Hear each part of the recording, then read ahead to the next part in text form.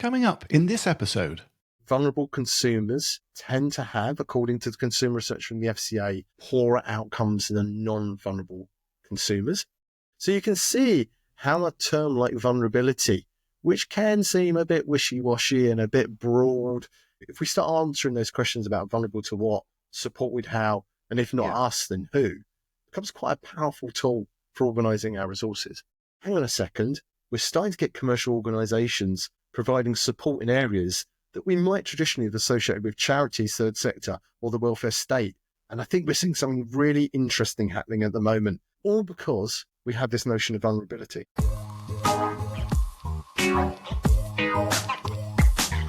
I saw my life branching out before me, like the green fig tree in the story. From the tip of every branch, like a fat purple fig, a wonderful future beckoned and winked.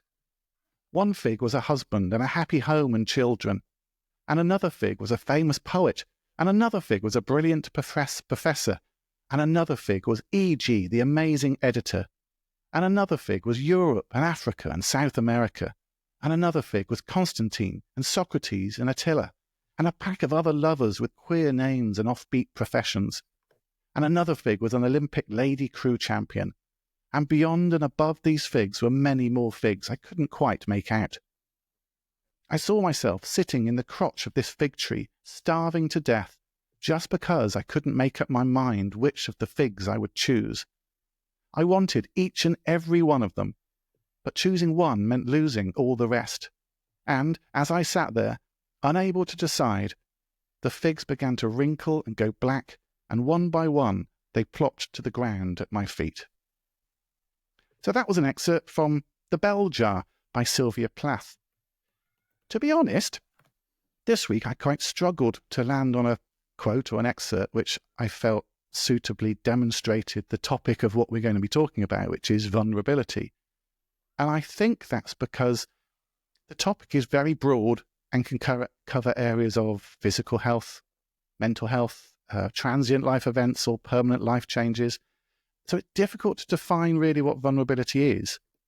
So in the end, I plumped for Plath's description because it feels like an everyday vulnerability we've all encountered. That idea that by delaying a choice, whether that's not to go to the doctor or not to seek debt advice or many other things, we've become vulnerable, and that can then lead us to bad outcomes. And this is what I want to get into with my guest this week, Dr. Chris Fitch. Chris is the Vulnerability Lead at the Money Advice Trust, a research fellow at the Personal Finance Research Centre at the University of Bristol, and is the venerable host of the Vulnerability Matters podcast. Hello, Chris. Hello, Paul. It's nice to be here. What a beautiful start that was as well. The pressure's now on. Sylvia Plath. Sylvia Plath Here's the warmer back. leads us in. And I thought, it is difficult, I think, to sort of describe vulnerability because it has so many branches, to continue Sylvia's analogy there. Is it actually possible to define it? It's so vulnerable comes from Latin. It's vulnus, which I think means wound. I'm not going all Boris Johnson there. And so it's being susceptible to harm. So you can have a go at defining it, but I think probably it's a bit like painting the wind or kind of nailing jelly to the wall. Probably rather the question to ask is not so much what is vulnerability, but to cut to the chase, either as ourselves as individuals, as our psychology, our everyday life, or our financial lives. The question asked might be vulnerable to what? What type of harm? What type of loss? What type of longing? What type of desire? I know you've done one on kink and sex recently. You mentioned that as we were speaking before.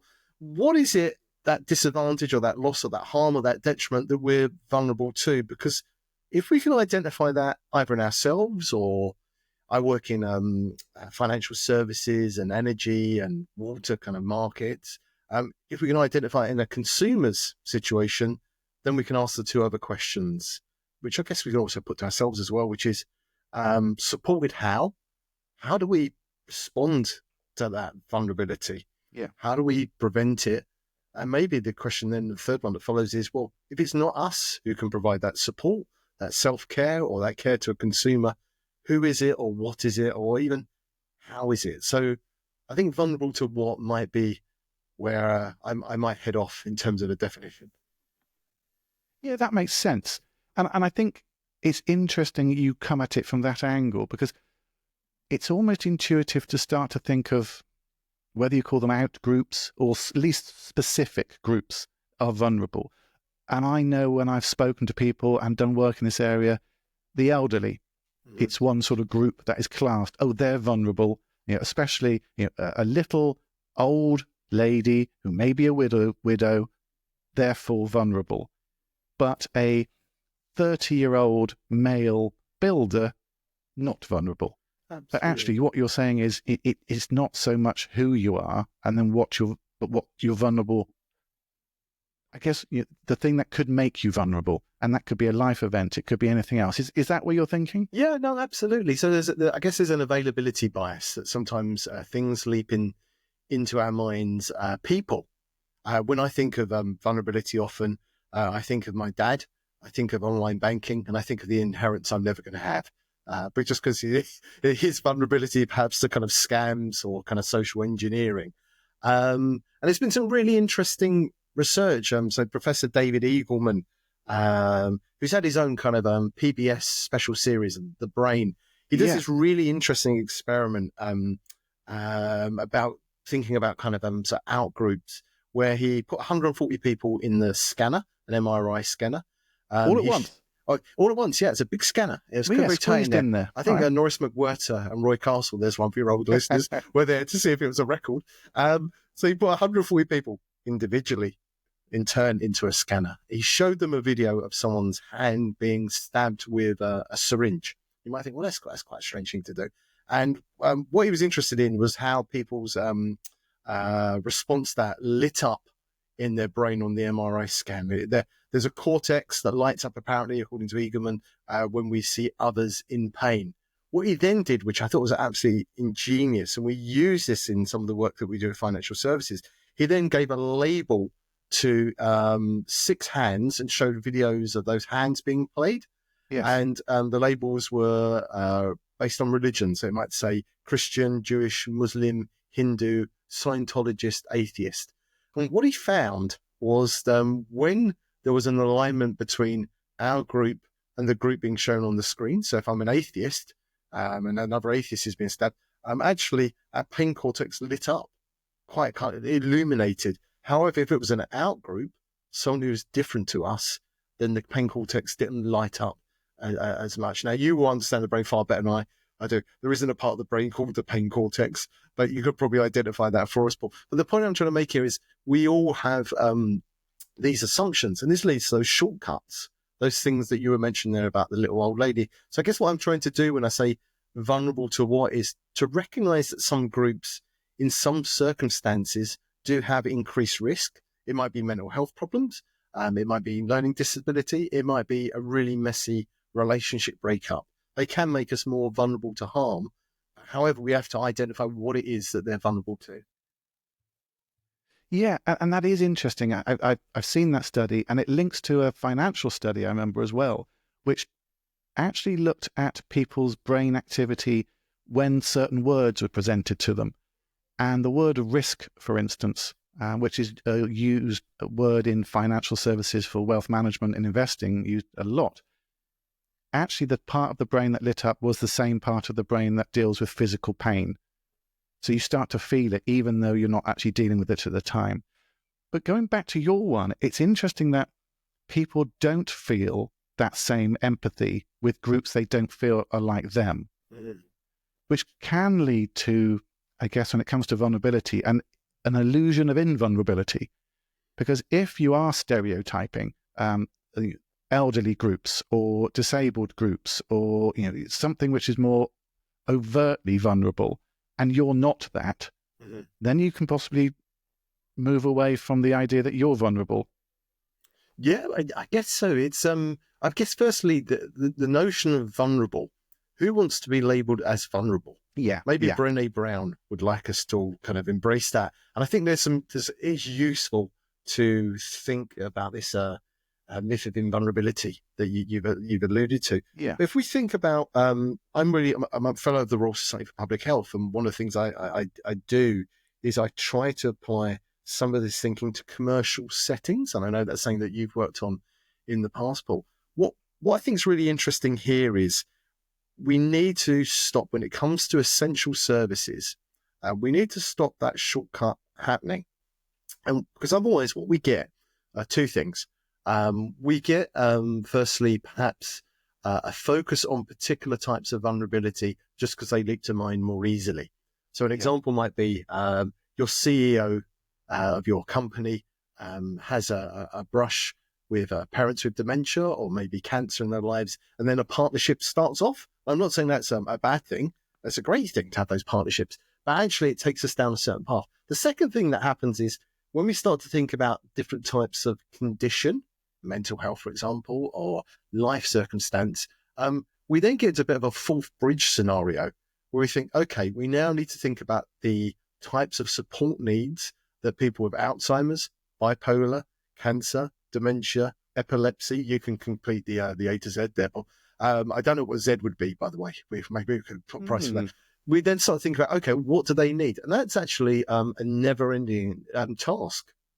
And you could spend lots of time, lots of training resources, lots of effort. However, if you think about harm, if you can identify types of harm that people are susceptible to, let's pick impaired decision-making, which is pretty big to financial services. And it goes into that risk element there that you mentioned as well.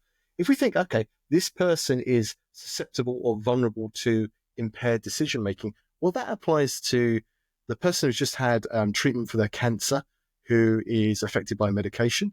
It affects somebody who perhaps doesn't speak English as a first language. It affects someone with a bladder infection due to delirium. It affects someone with schizophrenia. You can go on and on. So part of the work that we're trying to do is to say, yes, it does desperately matter, these particular conditions and situations.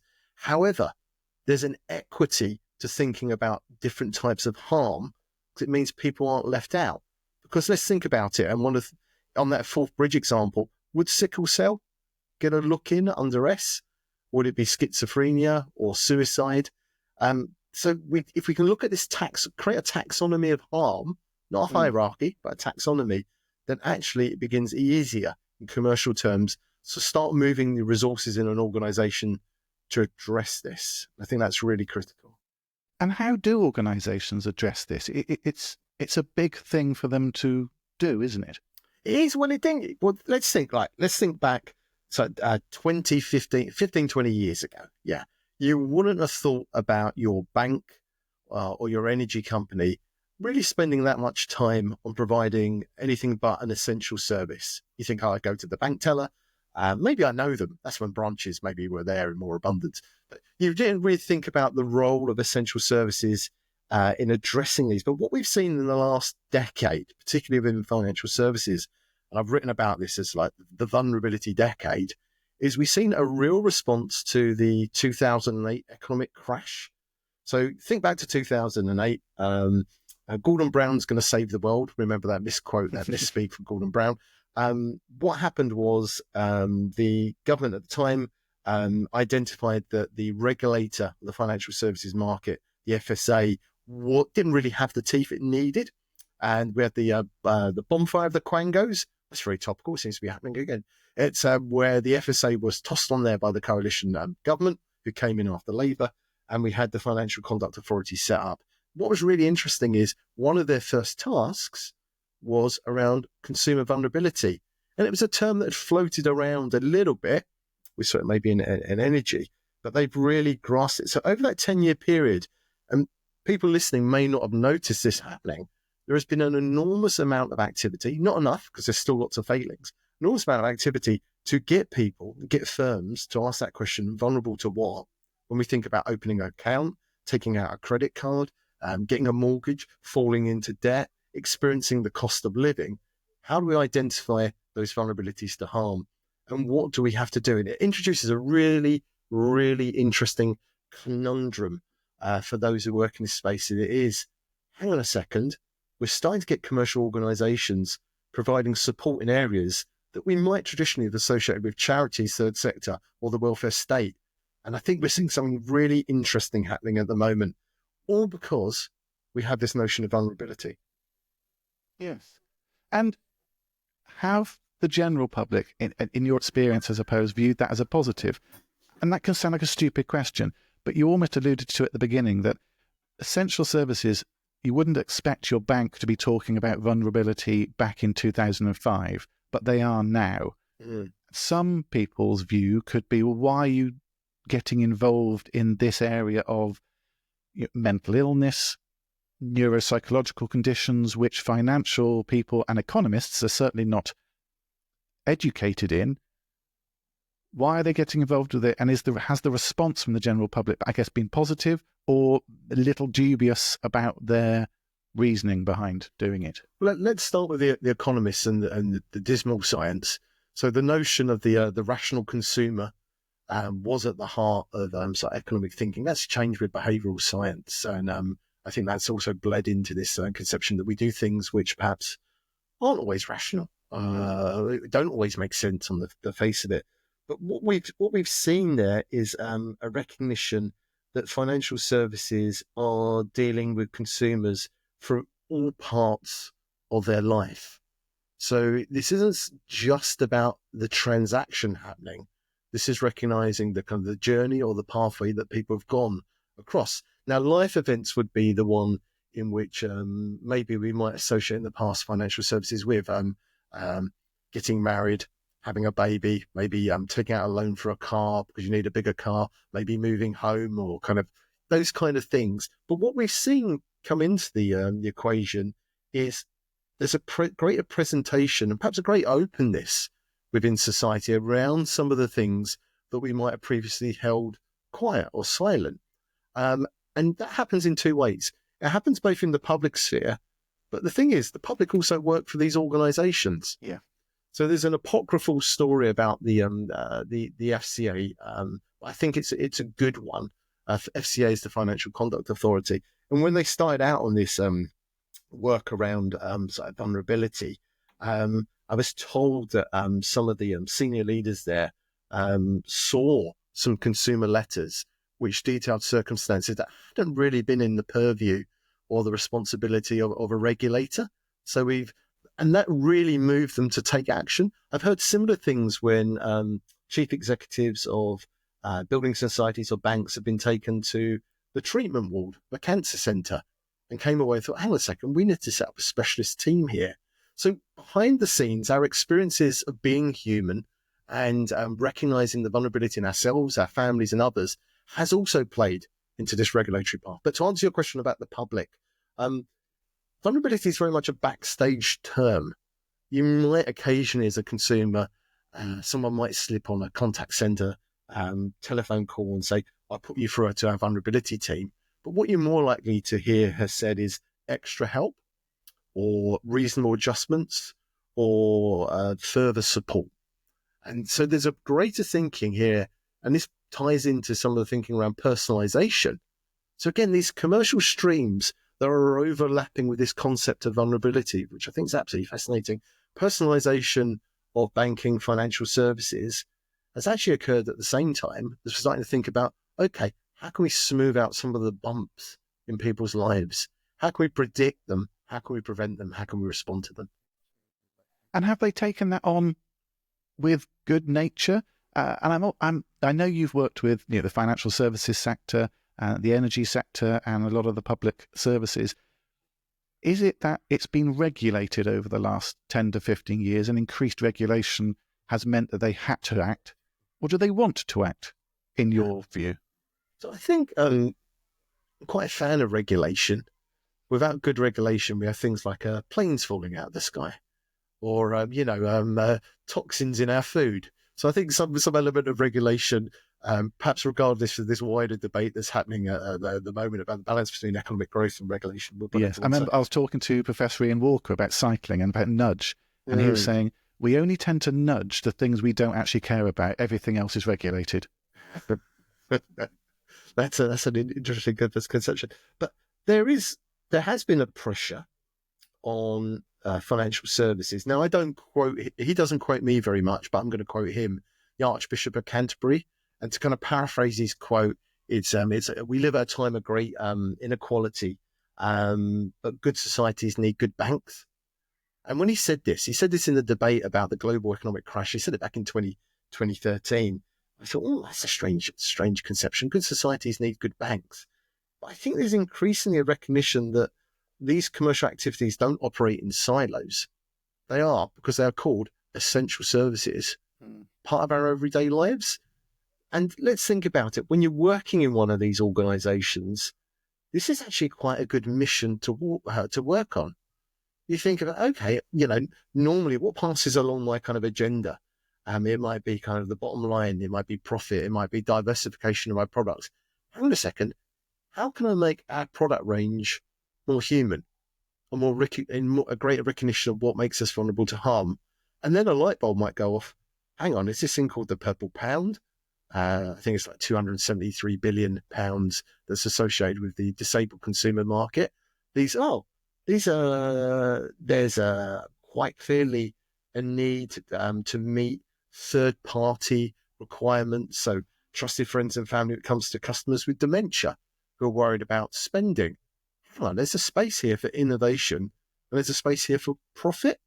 So I think one of the other interesting things on this 10-year journey is we've seen somewhat of a move towards recognizing we're not only doing this because it's the right thing, we're not only doing this because it's a regulatory imperative, but we're also doing this because there's an opportunity here to serve the customer better, but also to kind of, increase the bottom line. And you're recording this podcast, Paul, at a really interesting time, because the FCA have just put out a review of the last 3 years of their work on vulnerability.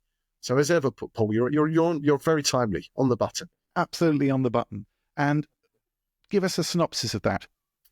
The synopsis is that there are lots of examples of good practice.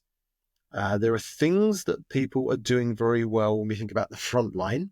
So frontline, those who've got contact with customers. So people in branch teams, things like that, if you're talking retail maybe banks. Doing your kind of web chat, your kind of SMS. Financial advisors, are they in that? Well, that's it. We'll put the financial advisors to one side and come back to them in a second. But although we've seen great progress made, outcomes, vulnerable consumer outcomes, the things that happen to us, good and bad, they're not looking particularly rosy. Vulnerable consumers tend to have, according to the consumer research from the FCA, poorer outcomes than non-vulnerable consumers. We can unpack that and discuss that. And we're also seeing that there isn't quite the drive yet to preventing harm. So if we're vulnerable to harm, that's one thing. If we're vulnerable to foreseeable harm that we might anticipate, or harm we might expect to happen to a consumer because of the way we've designed a journey or a product or a service, firms are perhaps not doing that as well. And they're not really designing their products and services as much to anticipate that harm and make sure that people don't experience that in the first place. So an example of that might be an unrealized benefit from a product or service. So say, for example, you've got a savings. Say, for example, just imagine, Paul, you've got any spare money. I know that's hard at the time. I'll try it. Yeah, just try hard. Everyone listening to the podcast, try hard. Imagine you could actually save some money. At the end of that period where you've got in a savings pot, it usually goes from having kind of a reasonable level of interest, maybe like, 3-4% or something, and then it drops right down. So they might then look at, okay, how can we design the product, the journey, so someone isn't penalised falling onto that low interest rate and doesn't get that harm. That's just one example of how we might do that. Yeah. And is it then, the way you're describing it seemed to come across that, we're talking empathy as well, aren't we? Vulnerability is that empathy with your customer, with your fellow human, and the situations that they may be going through and the characteristics that they may have.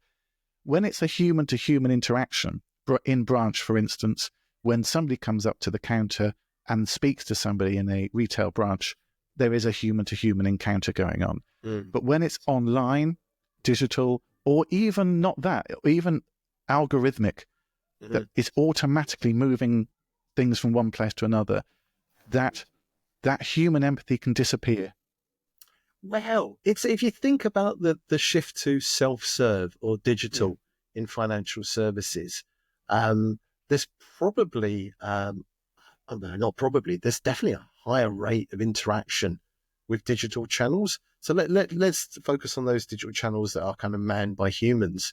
So some of those banks that might come to mind that we might look at very positively are some of the newer entrants who are mainly digital. I won't name the banks, but the color of the card might come to mind, or the kind of type of bird that they have kind of associated with them. And they're doing some very interesting work around, okay, how do we have that same type of engagement with consumers where it's appropriate? Sometimes we just want to get stuff done. How do we show that empathy in different ways? So lots of work happening there. And I think what's really interesting in that sphere is learning from charities. So what we're seeing at the moment is there's a very good charity, Shout. I don't know if you've come across them. I haven't, no. 24/7 SMS emotional support. Everything's done through SMS. What's been really interesting, I run a vulnerability academy for firms with UK Finance and Money Advice Trust. We've had them come along a few times on the podcast that I run. They've come along and spoken about, okay, when someone's going through crisis, they're vulnerable to an emotional crisis, a financial crisis, a life crisis. What's the grammar? What's the way in which we speak to people in digital terms? Have we found a new way of doing this? And they talk about some of the ways in which they coax people into or encourage people to share what they're feeling. Yeah. They talk about the way in which a conversation may be broken up, not in just one moment, but across 3 or 4 different moments. You might check in with somebody. Is it asynchronous? Is that the term? It might be the term. So there is a lot of learning going on about how to create that. I use the term engagement rather than empathy, because there's lots of arguments against empathy, aren't there? There is even a book, isn't there, called What's Wrong with Empathy? Because it leads to kind of sympathy. But so there's a huge amount there. You mentioned wealth management. When we think wealth management, we think stockbrokers, financial advisors, that kind of thing. Fund managers. Yeah, hedge fund managers. Your availability bias, Paul. You're kind of you're falling into that again. One of the things they found there is even though sometimes there could be a very strong client relationship, your advisor might have and know quite a bit about you. Those firms, in a recent piece of work, and I can't remember the exact percentage, was some of them said they had no clients who were vulnerable to harm. And again, there's a little bit of availability bias there due to the notion that wealth might equal no problems. We know that's not true for certain. And perhaps maybe a reluctance, the FCA have nudged that sector forward a little bit, put a bit of pressure on them to actually engage with the whole discussion agenda, because it has been thought of as a retail banking element. And insurance and other areas, other sectors of financial services are starting to grapple with this agenda a little more. Okay. So a little bit behind, but aware now. Yeah, but it's not just banks though, Paul. There's think about the other essential services. Now, one of my essential services in my life is obviously fried chicken. 378 Leabridge Road, perfect fried chicken is there on my dial list. But think about those other essential services like telecoms, water, energy. They've all got their own vulnerability conversations taking place. Yeah. We might not be hearing this as consumers, but they are certainly thinking about this. Delivery. The delivery company have just got into a partnership with Scope, the fiscal disability charity, to look at how to make delivery more accessible for disabled consumers. So there's a lot going on at the moment. Yeah, okay. I'm interested in something you were talking about a moment ago. The human empathy, and I'm sticking with empathy, by the way. I like the term. I do get the arguments against it, but I always like that trying to think in somebody else's shoes mentality. And then that's easy to do when you're face to face with somebody, because we are naturally very good at that as human beings. And the people that normally go into customer facing roles are normally quite naturally good at that anyway. That's why they're in those roles. And then you've got the algorithms, the automatic processes that organizations put in. you were talking there about the organization. I can't remember the name of it. The SMS messages for Shout, yeah. Shout. And now my brain went to AI. Could that type of service benefit from AI, do you think, that has an empathy with a human when there is no human at the end? My immediate thought there is always to try and reverse these statements. So one thing that Shout are doing really well with AI is that they're not using it to simulate, let's call them the agent or the helper, the SMS taker. Yeah. They're not using that to simulate that for people contacting Shout. But what they're doing using large language models in their training and their continual professional development are to simulate some of the personas of the people who might contact Shout. Okay. So you can practice these conversations while you're a fledgling, while you're kind of learning the ropes, perhaps also to keep up to speed. They simulate some of the types of conversations that someone might get in contact to have in what you might call a safe space. And I think it's a really interesting use of AI because, again, our availability bias goes to, agents. How can, chatbots. Yes. Yeah, AI. Yeah, they're going to replace everybody. But they're using it the other way around. But in terms of where AI can be used to assist with agent interactions, I mean, AI has been around since like 1955. You know, if you've ever been told on Duolingo the word for, I don't know, solicitor in Norwegian, I tried to learn Norwegian recently, that's driven by AI. There's lots of Spotify, your choices in there, Netflix, all AI. Where I'm seeing this being used within financial services, and I'll talk about debt advice here, is to use AI. There's an organization called Income Max, run by Lee Healy. It sometimes pops up on the Martin Lewis Money Show. He's very, very good. And they're using the AI to do the initial work to get a picture of the circumstances of someone who might contact Income Max. Income Max is about optimizing income, getting people out of financial difficulty. Okay. But once they've done that, it is moved on from the AI agent, who's called Max, over to a human who then actually goes into the options to optimize their income, get them grants, get them benefits, get them on a more of an even keel. Yeah. So it's been used in ways, clearly it's been used in ways to do basic service transactions, check your balance, that kind of thing. But it is being used in quite interesting ways to augment what people are doing on the front line. And not necessarily, as you said, the automatic view that it's taking over some human's job somewhere. And at the end of the day, someone's going to contact a charity and it's going to be a non-human empathizer at the other end. You don't think it's going that way? I think someone will try it. I'd like to see somebody probably has. I'd like to see the evidence for it. I think where the greater possibilities, I think, for AI, and we're seeing this, there's an organization called Serene, run by Savannah Price, and they're using AI to look at transactions and behavior on our current account, and to try and identify where someone might be vulnerable to different types of harm. So looking at our patterns of spending, looking at things that they already know or we've told the organization about. For example, I may have bipolar, or I might be going for a very difficult time. And a bit like a watchdog, just trying to keep an eye out for things which might be difficult. Now, this has been around for a while. Think about fraud. Do you remember? Don't seem to get them so often. You used to get a lot of SMSs and text messages saying, if this was you, press 1. If it wasn't you, press 2. I don't seem to get them as often as I used to. But we've seen this in fraud before. And we're starting to see these technologies being applied to transaction monitoring. So that people are trying to find their way, but obviously there's a lot of variables still way out there ethically looking at people's accounts. If you don't take action, is that unethical because you might be seeing something unfolding? If you do take action, will the consumer base, the public like this?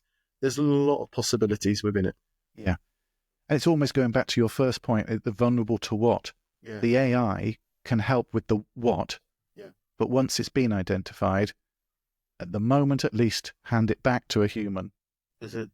one of the things I work a lot with Dan Holloway at Oxford University. Dan's a prolific writer, thinks about disability and technology. Dan's got bipolar disorder and ADHD. And he says that the power of technology can help him avoid the thing that really gets to him most as a disabled consumer. And that's his autonomy and his control being taken away, his choice over what happens. So he says, what I'm vulnerable to the most is my autonomy being stripped away.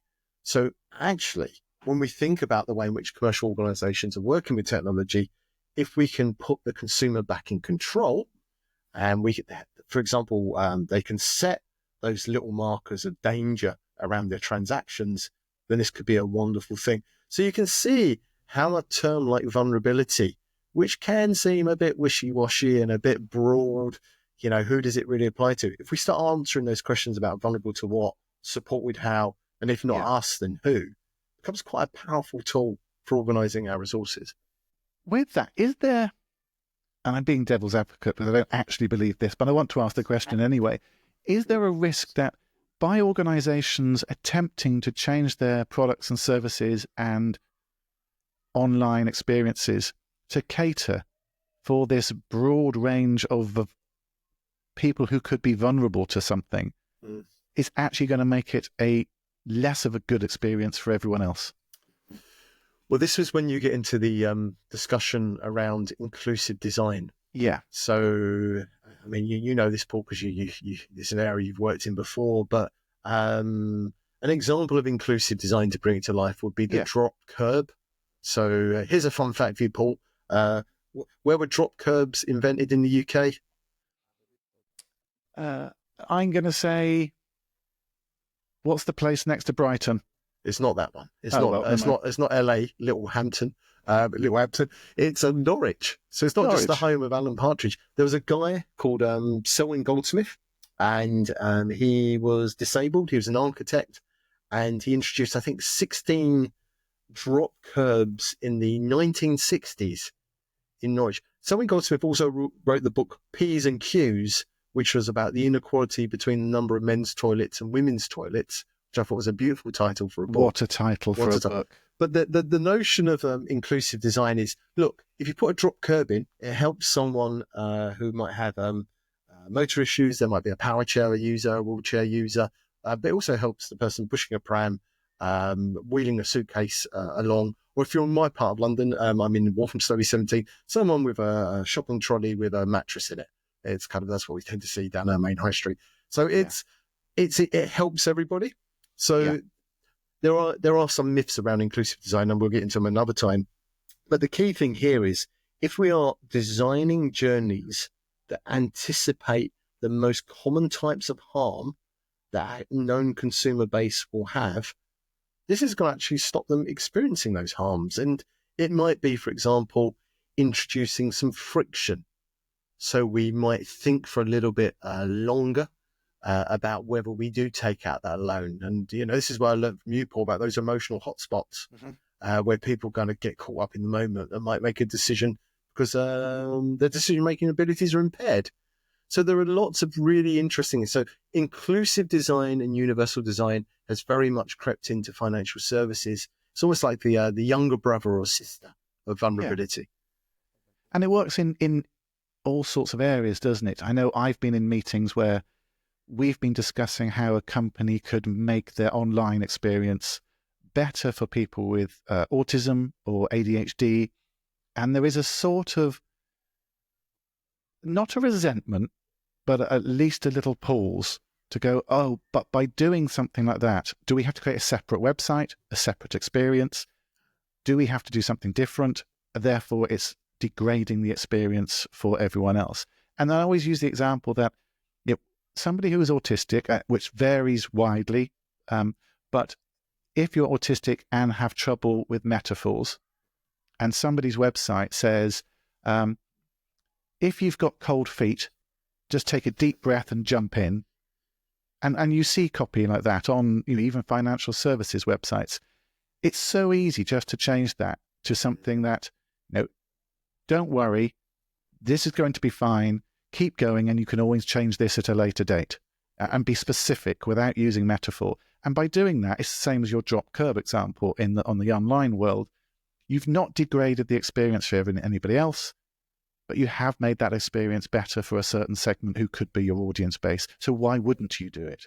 Absolutely. And I imagine a lot of disabled listeners or people who've experienced things are thinking, hang on a second, so many websites and journeys are inaccessible. Yeah. And there's clearly this time lag between organizations starting to cotton on and include inclusive design and it being realized in the majority of journeys.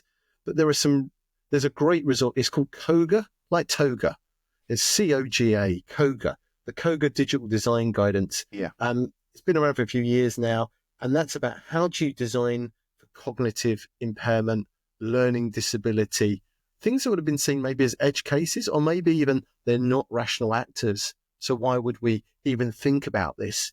We've seen a lot of work. Laura Parker has done a lot of work about accessible numbers, accessiblenumbers.com, Yeah. and Mike Ellicock, plain numbers. I've worked with the Bank of England and large banks around making sure we've not only got plain language, but we've got plain numbers. And you think, oh my God, that's so obvious. What's the thing that you look at first? Well, I look at first when I get my credit card bill is how much I've run up. It's the number, not the words. Yeah. But those numbers can be as inaccessible due to dyscalculia or just the way in which they're presented. Yeah. So this is a really kind of, it's a special time, but a frustrating time. There's a recognition in terms of vulnerability. There's this framework that we talked about at the start. It's leading us to think about things that are not just like vulnerable to what, but disabled by what, excluded by what. We can take that kind of language. I just wish it went a lot faster and a lot quicker and a lot further, because you can see there is a huge amount. There's one phrase I hate. Do you know when CEOs come on and talk about lessons learned and there's still a lot to do? There's still a lot to do on this. But there is. There's just too much of it. That's why we need more people to get involved and to really drive it forward. Absolutely. And if people do come to the Money Advice Trust, what do you help them with? So Money Advice Trust operate national deadline and business deadline. But don't worry, Paul, if you ring up, you won't get me on the phone. I'm not a debt advisor. We have a consumer vulnerability program. And I know one of the things maybe we'll get to at the end is some people feel quite icky about this term of vulnerability. We might kind of end up on that one. But we have a consumer vulnerability program. We've worked with over 500 firms, 60,000 staff across all sectors. And we operate vulnerability academies. And we don't just do training. We get stuck in and we look at everything from data architecture to outcomes to design to quality assurance, every element of an essential service operation. And for me, this is all by accident. My background was in injecting drug use, sex work, and sexually transmitted diseases. I'm just going to point out they're not hobbies. They were things that actually I was researching. I was in Imperial College Medical School, Royal College of Psychiatrists, and kind of elsewhere. And again, this is completely accidental. It reflects that kind of overlap between previously siloed sectors. I think some of the most interesting work that's coming out at the moment is around what happens when health meets commercial. What happens when life events meet corporate? How well do the two come together? And we've had greenwashing, and I imagine we have vulnerability washing with people claiming they're doing stuff that really doesn't have any impact. But it's a really interesting time within the model of capitalism that we're kind of experiencing at the moment. And you mentioned there that there are exciting things happening when worlds collide, when people focus on this. What companies have you seen that are doing the right things? And are some positive stories that are coming out of the work that's being done? There's been a lot done around economic abuse. So Nicola Sharp-Jeffs, who previously led Surviving Economic Abuse, she's an amazing person to speak to. You really got to get her on. Have done some really interesting work. I'll give you a very, very small example. They've done stuff around, so this is around where a partner in a relationship has been economically abused by their closest, the nearest, their dearest, usually their partner. Yeah. What do you mean by economically abused? So they might be coerced. They might be pushed towards taking out a loan that the other person takes. They may spend all of their income, if they have a job, on paying the household bills, meeting all the requirements on them, while the other person doesn't spend anything. So it sits alongside domestic abuse, and it very much overlaps with it. And Surviving Economic Abuse has done this great work around current accounts, around mortgages. So using the change of practice. But the one example I want to give you, which is a small one, but it's a really immediate one, we all can relate to it, would be they have worked with organisations to change the reference name that you put on payments. Now, that might not strike you as an immediately obvious thing to, but people were doing 1 penny transfers to an ex-partner with a highly abusive message on it. So it might say, for example, I hope you rot in hell. That would be a tame version. You can imagine the other versions. So these are partners where maybe they're separated, but they're being abused by an economic method, which is you may not know where your ex-partner lives. You may not know what they're doing or what they're up to. But if you've had previous financial dealings with them, maybe you're paying them child support, or maybe there's payments in that way, you've got their bank code and you can still communicate. So what they did was they put steps in place to filter and to monitor those payment references to essentially warn, or perhaps even go forward to exclude the abusive partner from that function. And this is just one example. We've seen lots of other really good partnerships as well, but that's one example. That's really interesting, isn't it? And that is a sort of example of technology being used for good. I guess it isn't a human sifting through all of these references. It is an algorithm which can spot and then indicate whether something's a risk to pass through. And the key thing there is it all comes back from this recognition that we're vulnerable to harm, and it ushers in lived experience. Yeah. Because you can't understand how someone else, Paul Davies or Chris Fitch or whoever's listening, is vulnerable to harm unless you have some engagement with that group or that individual. You need to understand their situation, either at the aggregate level or the individual level. Yeah, and I've experienced that, I think, when we've gone in to organisations and just let them know how somebody might process information differently because of the condition or because of the life event that's happened. Normally the response is, my goodness me, we just didn't know that. Now we do, we can do something about it, which sounds very similar to the surviving economic abuse side. I didn't know. I never even thought that somebody could use that innocent field on a payment to abuse somebody else. But once you become aware of it, then you can set your mind to solve it. Absolutely. And then you get the conversation or the debate maturing. So first of all, when you start to tackle vulnerability, the solutions look simple. Yeah. But as you know, moving away from economic abuse here, you then get into conflicting needs. And that's where it becomes really interesting. I mean, for example, in physical space, perhaps the conflicting need between disabled consumers who need a brightly lit space as opposed to consumers who is overly stimulating, downright painful and unbearable to have a space with that kind of lighting within it. So if you think about the design of supermarkets, bank branches. So we're starting to get into these considerations where if you meet one need because someone's vulnerable to harm, how does that then sit with another? So we're getting an increasingly mature and sophisticated discussion at the moment. But it does need, and if your listeners are interested in this, do look us up at the Money Flash Trust. It does need more lived experience, and it certainly does need more muscle to kind of keep it pushing through. Because we have reached this point now where economic growth, competition, the Starmer-led administration, the emphasis on, we need a little bit more national income. How does that then relate to vulnerability? I think we more than ever, we need to show that this isn't impinging on competition or economic growth. In fact, it's enabling greater access and inclusion that previously kind of excluded or out groups. And it just makes sense, doesn't it? You just get a bigger portion of the pie if you're talking in a very commercial sense of it. Yeah. More people equals potential for more money if you're purely interested in that.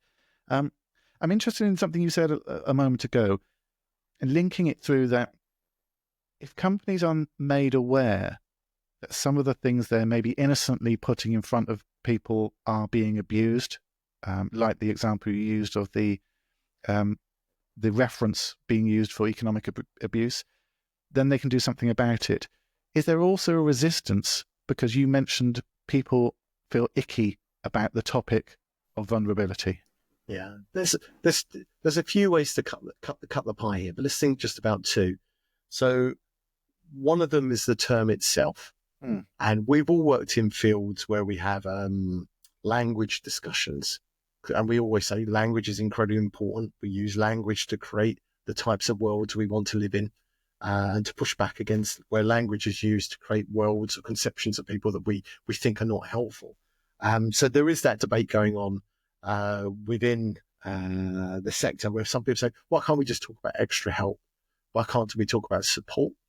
I think with that, we lose the notion of harm, that vulnerable to what they harm. So that's what one element there within the kind of the language game. I think the other element when it comes to vulnerability and people feeling a bit icky is around disclosure. And that goes into a whole notion of trust. If I tell you something about myself, which perhaps still feels novel and new to me, you're my bank, you're my energy company, you're my broadband provider. What are you going to do with that? How might it harm me or come back to bite me in the future? And is it going to make any difference? Will I feel judged? Now, there's been a lot of recent work around the disclosure of vulnerability in commercial settings. Yeah. Previously, researchers looked at disclosure of marginalized or stigmatized identities in the workplace, HIV status, gender, other types of stigmatized identities. But we're now looking at, okay, what are we sharing about ourselves? In many ways, making ourselves vulnerable about vulnerability with commercial organizations, and what's happening with that information. And we've done quite a lot of work around both the things that stop people sharing and also the things that we might put in place to send reassuring signals that you can share this. We will welcome this. We've done work, Barclays we've done some work with, and also routine opportunities to share that information, so it just becomes a little bit easier, and also to control it. And I mean, one project that we worked on is called Support Hub, which is a Tell Us Once platform. The conception of Tell Us Once is, hey, there's one me and there's multiple organizations in my life. Rather than ring every single one up in turn, or as Dan Holloway puts it, lose a week of my life every time something goes wrong, and then I have to ring everybody up to tell them about my situation and my needs. Creating a way in which the consumer can share their reasonable adjustments, their support needs with multiple firms in one go, but at the same time be able to whistle back their data to say, actually, I don't want you to have that anymore, and to decide who holds that data, who sees it. And I think we're going to see more and more of this with the smart data agenda coming up. See, Paul, you thought this was just about vulnerability. We covered smart data, sexually transmitted diseases. And your favourite chicken shop as well. Exact 378 Libra Road. I think it's 378. I'm starting to get hungry. It is Friday while we're recording this, so I'm thinking I will look for sponsorship from them on the next podcast. I'm interested in the people and the disclosure side, because there's lots of things that actually stop people from wanting to share that. So, as an example, if somebody has diagnosis of Parkinson's, why would they not go ahead and tell their bank? Well, they may not be able to. So that they may have a later stage form Parkinson's where they're not able to. They may have deep suspicions around losing access to their banking facilities. So this fear that a third party, a lasting power of attorney, or some form of mandate might need to be introduced, which would kind of then cut them off. And it goes back to that autonomy. Some people will, with maybe cognitive impairment or Alzheimer's or gambling conditions, disclose once and then immediately retract it, which makes it really difficult for an organization to know, do I act on what I've just heard, but which has been retracted, or do I kind of store that, use that for the benefit of the consumer? And they we've now brought in GDPR. I think people are now turning off. Don't reach for your buttons here. It's we won't go into it. There's a lot of discussion around GDPR and vulnerability and data protection, but people I think the bottom line, when we've done research, we did research with Martin Lewis's charity, sort of Money and Mental Health Policy Institute. And often the biggest reasons why people don't want to disclose are really obvious ones, like, I don't think you believe me. I don't think it'd make any difference. I think I'll be harmed in some way from doing it. Maybe they've been burnt in the past and it might be a different organisation, but they're worried again. And I'm not quite sure what you're going to give me in return, that value exchange. What support are you going to give me? So, for example, there's a thing called the Priority Service Register in energy, and it's there to provide, if there's an interruption of service, a power cut or something similar, it's there to provide a priority service, maybe a suitcase generator or other accommodations to people in particular need. But when you go to sign up for it, it asks you a lot of questions about kind of what your situation is, what your condition is, what might be happening. But it doesn't really tell you what you're going to get in return. I think in terms of design and the way in which we communicate and reassure people about this, we need that as part of that trust equation. Yeah. And I've, again, in the work that I've carried out, often found that feeling that people go, well, why would I tell somebody from my bank? One, because the person I'm going to speak to, as in the individual I'm going to speak to, is not going to know what to do with that information. And it's going to make everything awkward. And the great British public do not like to make awkward things happen. And they feel slight shame of it as well, that they have to say something like that. And exactly as you said, it is that worry then about what is going to happen from that point if it does get written down. And all of those things have to be catered for in order for an individual to feel comfortable to report it. But it is good that they report it, isn't it? I mean, I was listening to the Vulnerability Matters podcast, great podcast. Everyone go off and subscribe to that. I've heard of it, yeah. It's all right. And the lady there was saying that it is a very good thing for people to tell their organisations about their potential conditions and characteristics of vulnerability, which may affect anything to do with that, because the firm can then start to do something about it. But there is a sort of lack of trust at the moment. Yeah, and that was Alexis Stevens, who lives with a mental health condition herself, and she talks about, weighing up the decision. She worked for a financial service provider. She now works at the Money and Mental Health Policy Institute. It's a tricky equation to weigh up, but there are increasingly a greater number of benefits. We just published a guide. It's called Help. It's a support mini guide for the confused, which just lists loads of things that are currently, take a look and you'll be surprised that financial services, reasonable adjustment, support needs, extra help that water, energy are providing. There's a lot more help out there than there certainly was 5-10 years ago. And if you were a time traveler from 10-15 years ago and you looked at this now, you'd be thinking, oh my goodness, I can't quite believe my bank does all of that. And again, I'm not saying it's perfect. I'm not saying that everybody's doing it. There's clearly a tail where a lot of leading organizations are doing a lot, and there'll be kind of a rump in the middle of our bell curve with lots of organizations perhaps not doing as much as they should, but then a finer tail where people may be doing downright harm in some respects. But it's a really interesting time to have a look at this stuff. And I like that optimistic view, because it can be quite a pessimistic topic to talk about. But I think it was Obama said back in the golden days that if you were a parent and could choose to have a baby at any time in history, you'd be mad to choose any other time but now. Because we are moving society forward and caring. Of course, he did talk about that a while ago before certain things happened in the States. But we are moving towards a positive view. And it sounds like the FCA putting their papers out, the Money Advice Trust, companies thinking about their customers in a new way to say vulnerable to what and supported how. It sounds like a bright future's ahead. Yeah, I think what we're going to see, and I hope we see this, and maybe I'll leave this just as a last thought, is an overlap between vulnerability, inclusion, and accessibility. So we're going to bring about change via these three coming together. Because if you think about the lives of someone who might be vulnerable to harm or disabled by certain types of barriers in society, actually the only way that we're going to solve it is by recognizing the vulnerability and trying to encourage people to disclose or to try and identify it.